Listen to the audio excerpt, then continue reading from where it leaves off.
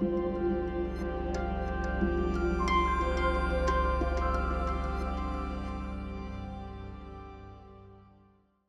welcome everyone, and thank you for joining on the Friday of GDC. No easy task.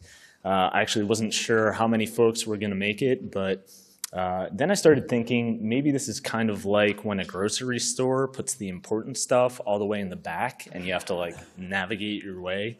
So I'm hoping this is the important part of GDC, and yeah, hopefully you're able to take away some cool insights from it. So identifying indie, a study of who plays what and why. So I'm Phil from Humble Games, which is the publishing arm of Humble Bundle, which some of you may be familiar with. And a little while back, we did a study alongside our partners at Interpret about indie gamers that we think is pretty cool and we think it's worth sharing. Whether you are designing a game or pitching your game here at GDC or thinking about how you want to talk about and market your game, hopefully there are some good nuggets in here that you can take away. And yeah, I think it's also really nice to be able to put some data behind the voice of indie gamers and really be able to continue to deliver experiences that surprise and delight them. So before we get into the findings themselves, a little bit about the research that we did.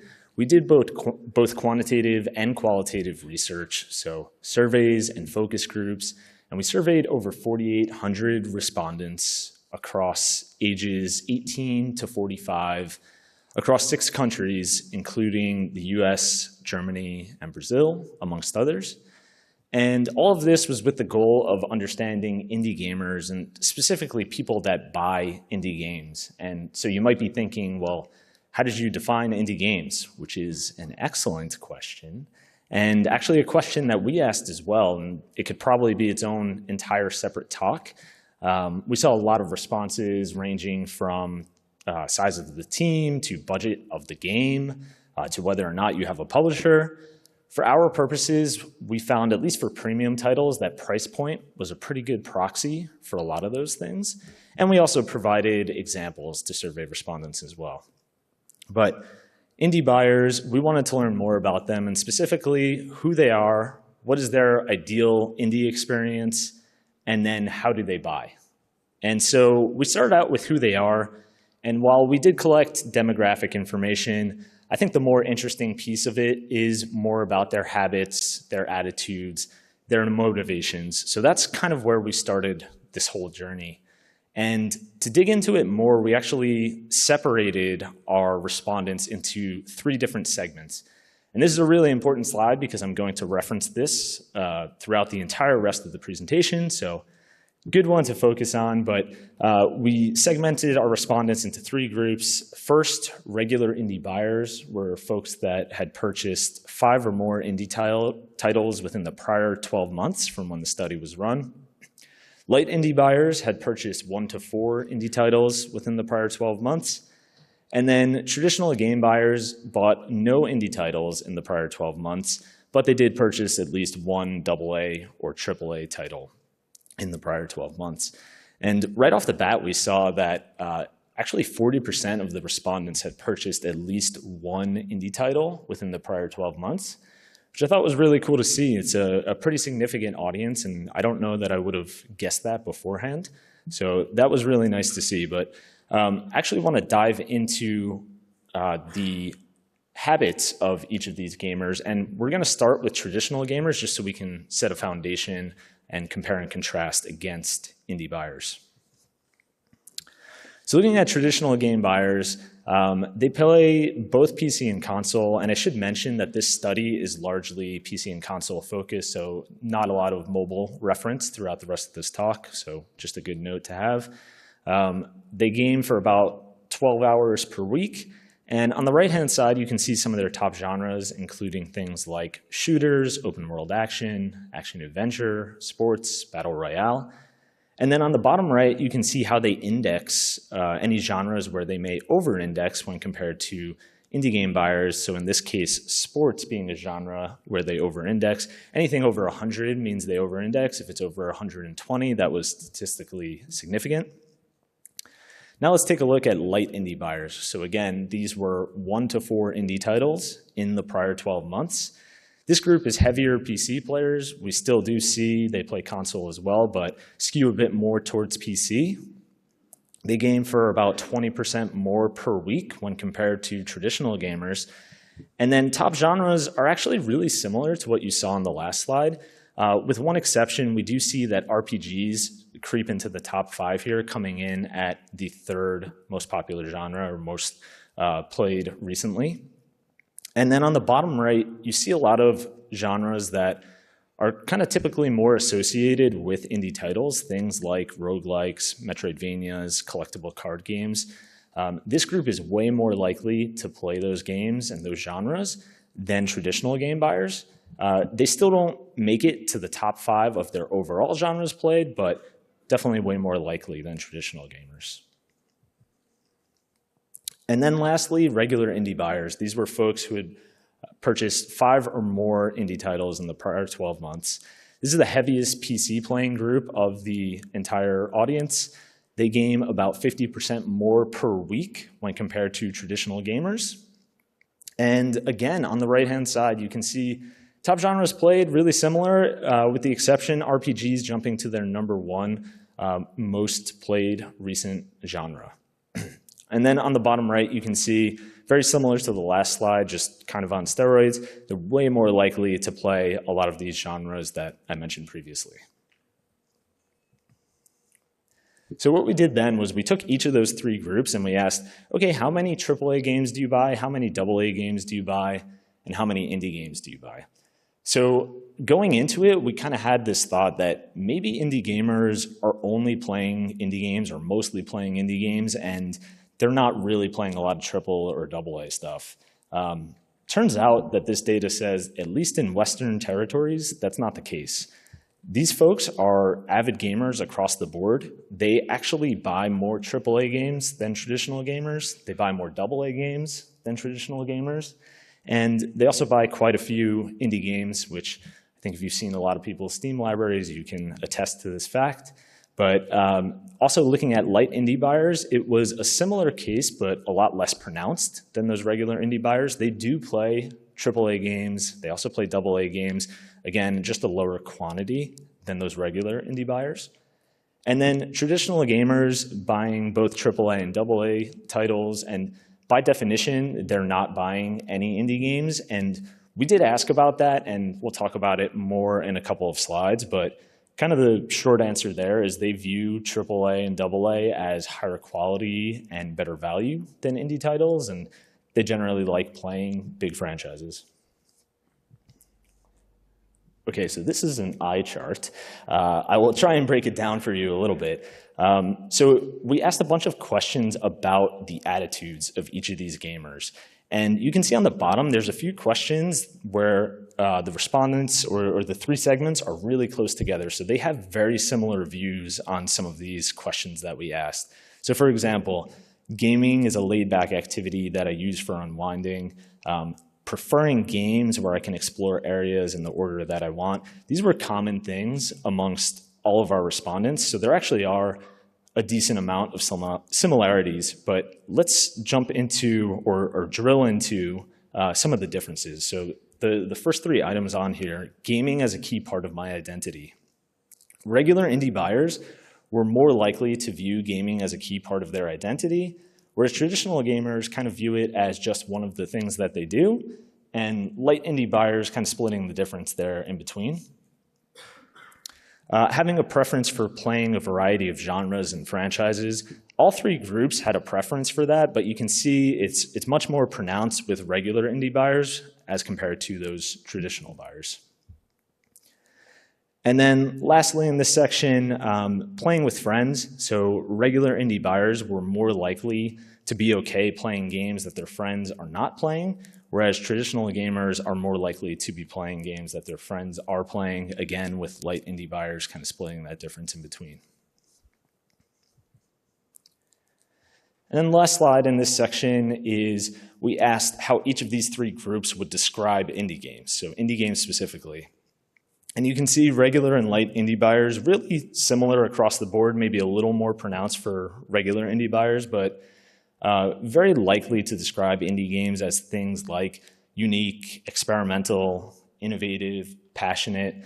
And then you can contrast that to traditional gamers who are much more muted in their responses across the board on kind of all of these descriptors.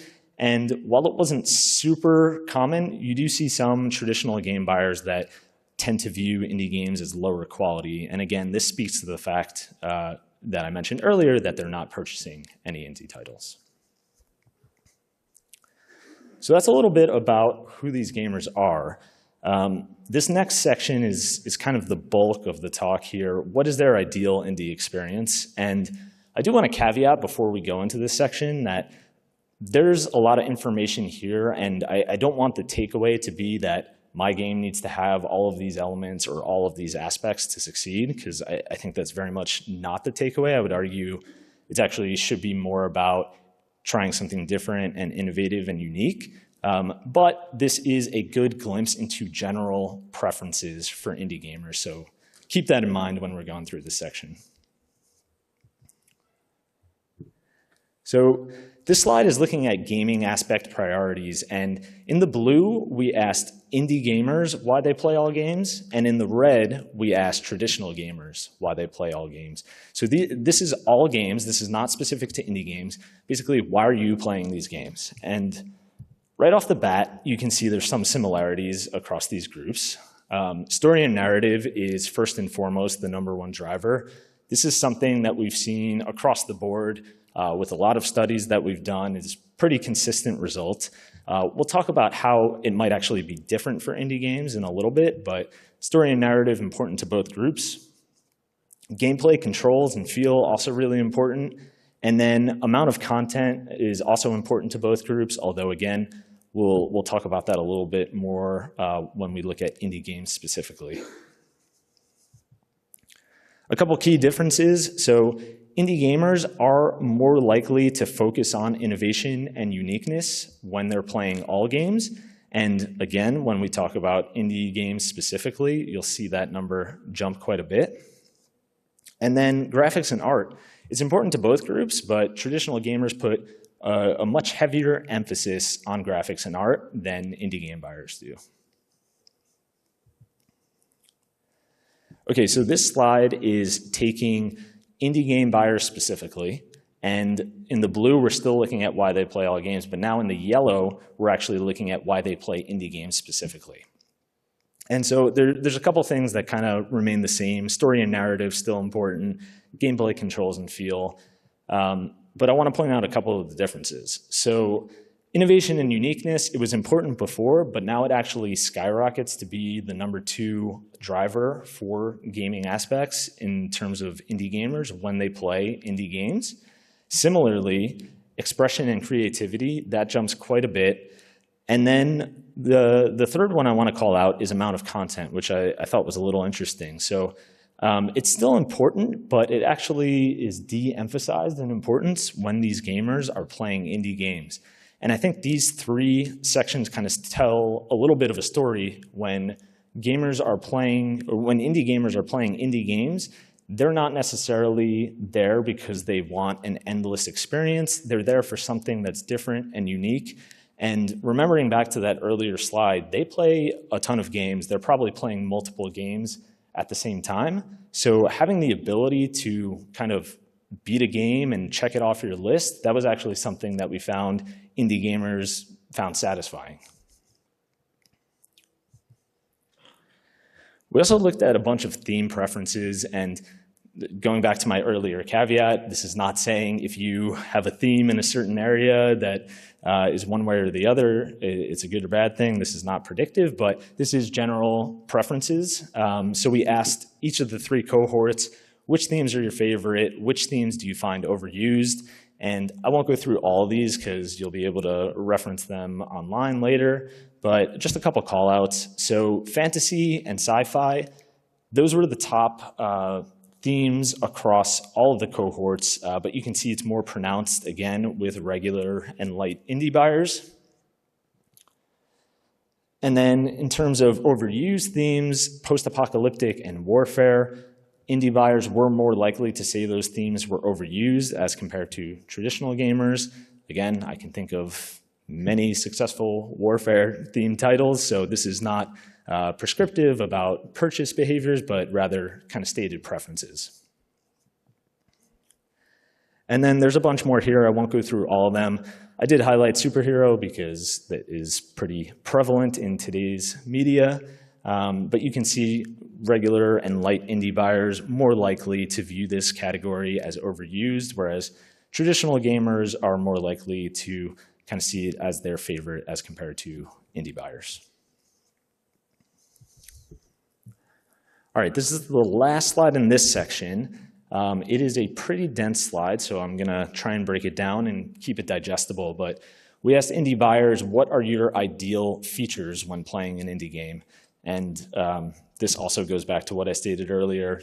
This doesn't mean that your game has to have all these features, otherwise it's doomed to failure. That's not the case. So story and narrative, we talked about how important that is.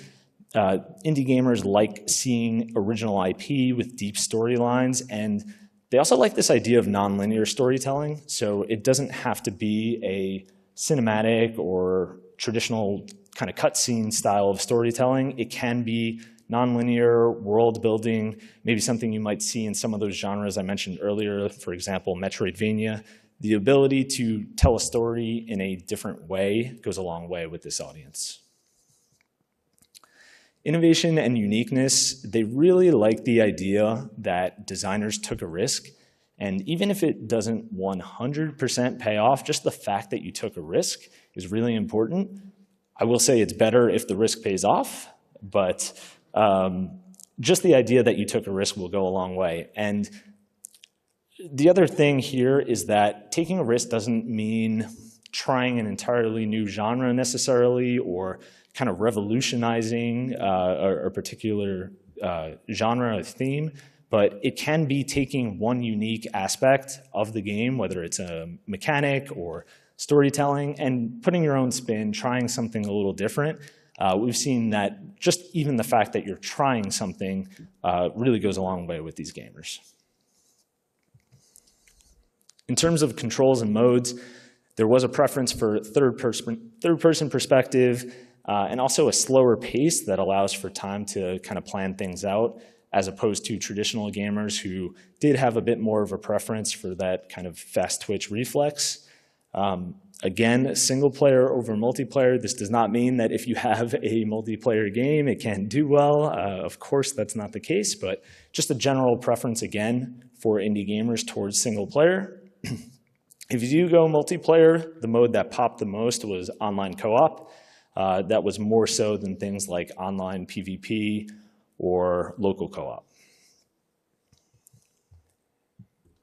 In terms of graphics and art, there was a preference for stylized art styles with bright and bold colors.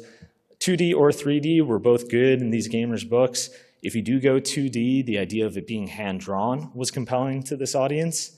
And then in terms of audio, we saw that the music and the soundtrack can be a really big differentiator and was probably the most important thing over things like VO or sound effects. Creativity and expression we saw in an earlier slide was something that popped when these gamers came to indie games specifically.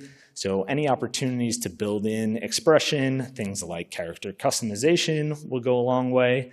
And then also having the ability to develop a unique playstyle and maybe approach a problem in a different way, not only a one-size-fits-all solution, but having the ability to figure things out in different ways resonates with this audience.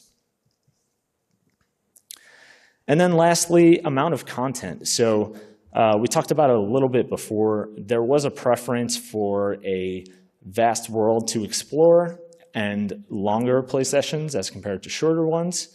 And then I realized there's a little bit of dissonance with this last point because I said earlier, amount of content is less important when you play indie games. And now here we're saying, yeah, but can we have 20 to 100 hours of content? So I am aware of the dissonance there. To me, the way I read that is more content is always going to be a good thing. No one's ever going to complain that your game is too long. I think just the idea that it doesn't have to be an endless experience. They want to focus on those creativity, those innovative aspects. That's okay. So content's still important, but it's not going to be the top determinant of someone playing your game. All right, and the last section here is diving into a little bit more about how do they buy, so purchase habits and behaviors of indie buyers in each of the three groups.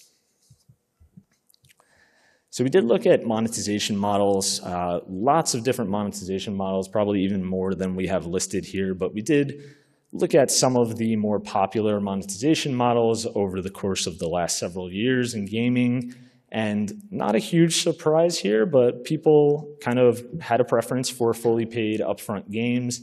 That preference was more pronounced with regular and light indie buyers. But then free-to-play, we actually do see that the indie audience is okay with free-to-play, especially if it is cosmetic-only MTX or even Battle Pass or Season Pass. Where you start to see a little bit more aversion is where you get into free-to-play, either with advertisements or with gameplay affecting microtransactions in the game. And then purchase timing. So, I just stated that indie gamers do have a preference for fully paid games up front. This is looking at when in the life cycle of your game they are likely to purchase. And you can see between regular and light indie buyers, they're actually less likely to purchase right at release as compared to traditional gamers. And they're more likely to purchase during a future sale, whether it's an initial sale or a deep sale later on. And I think there's a couple of reasons for that. So first, it goes back to how many games they're playing. They have a ton of stuff, and they physically can't play all of them at the same time. So they're okay waiting a little bit more.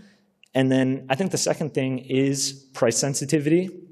We actually also asked about kind of if there's a sweet spot for pricing your game. And certainly there are exceptions, but we did see between $15 and $25 US was kind of a sweet spot. When you go below, there can be questions about quality of the game. Although again, there's games that price below that have done really well and are great games. And then if you go above 25, we do see a little bit more of a focus on content. So you're starting to compete with some of those double and triple A titles, and so expectations around amount of content will go up as that price point does go up. The last thing I want to mention on this slide is, traditionally in the industry, and certainly jobs that I've had, there's been a lot of emphasis on launch, and very understandably so. You want to do the best you can, come out of the gates as strong as possible. I think this is nice to see this data because it does say that even if you come out of the gates a little bit slower than you had initially anticipated, there are still opportunities down the road to gain a bigger audience, especially if you're updating your game or continuing to improve your game. Having that in conjunction with a sale can bring a lot of people in down the road. And then lastly, I kind of want to look at a sample path to purchase. This would be for an indie gamer buying on PC. I know a lot of folks are PC first or centric. So we wanted to look at how do gamers discover games, how do they research them, and ultimately what makes them pull the trigger in terms of a purchase decision. So first, where do you hear about a game? YouTube, super influential. We see Steam and family and friends. And the one thing to call out too with Steam or really any first-party platform is there was a lot of discoverability when you partake in a platform sale. So if it's a platform-wide sale or a theme sale, there's actually a lot of discovery that happens because players will kind of be looking for a specific genre and may stumble upon your game. And then conducting research. So I think anecdotally, a lot of us might have guessed that gamers like to see gameplay, and it's nice to put a little data behind that, but our research did kind of confirm that gameplay is really important when it comes to conducting research. as well as things like screenshots and official trailers. And then lastly, when they actually decide to make the purchase, what is really impacting them? Again, it goes back to gameplay. I think if you're thinking about where you want to spend marketing dollars, focusing on gameplay videos is always going to be a good choice to consider. Sales and discounts we talked about on the last slide, but that's another great way to kind of convert people and get them over the hump. And then lastly, player reviews. I haven't mentioned it a ton yet, but quality is still really important. And we did find that having evangelists and other players who are supporting your game and reviewing it highly, that can be a really influential factor for a purchase decision. So those are kind of the big takeaways. I do want to just quickly recap each of the 3 areas that we talked about, just so you can kind of see the big points. But indie buyers, who are they? So gaming is a key part of their identity, but they don't only play indie games. They actually play a ton of games. And when they come to play indie games, they are looking for a different experience than what they might be looking for with AAA or AA. They're looking for something that's more innovative, more creative, maybe takes more risks than you might typically see with those bigger titles. And so to that point, don't be afraid to take a risk. Doesn't have to be reinventing the wheel or revolutionizing an entire genre, but it could be focusing on one specific aspect, trying something new, putting your own twist on it. Creative storytelling goes a really long way. And it, again, does not have to be a super expensive cinematic or cutscene. It can be building the world and lore in different unique styles. And then lastly, those artistic touches can go a long way. We talked about some of the different art style choices, as well as that music and soundtrack that can really elevate a game and kind of tie the experience together for gamers. And then purchase habits, so back to basics, fully paid upfront games was the preference. Free-to-play is becoming more and more acceptable if done right. And even though fully paid is kind of the gold standard for these folks, patience is still a virtue because they're playing lots of games and you still have the ability to get people into the funnel after your initial launch with discounts. And then lastly, gameplay, super, super important. Always a good place to think about when you're prioritizing your spends. So that's all I had for you. Thank you everyone for making it on a Friday. I know it's been a long week, but hope everyone has safe travels. And just a couple of housekeeping things. So one, I think you should have had your badge scanned on the way in. Please let them know what you thought. If it was terrible and you never want me to come back, that's okay. You can tell them. If it was good, you can also tell them that too. So thanks everyone. I don't think I have time for questions right now, but I will stick around outside in case anyone wants to chat.